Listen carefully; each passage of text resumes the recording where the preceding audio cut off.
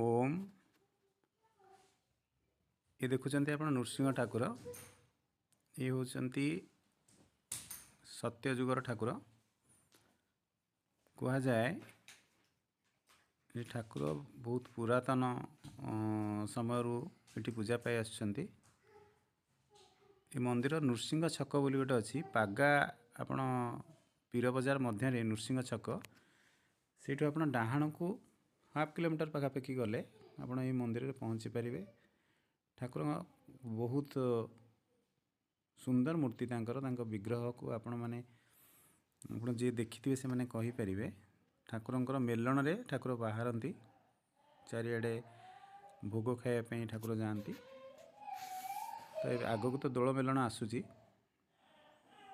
बहुत प्रत्यक्ष ठाकुर ये बाहागर व्रतघर भी करा जाए।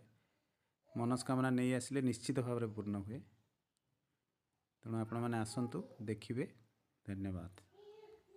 रोची नमस्कार।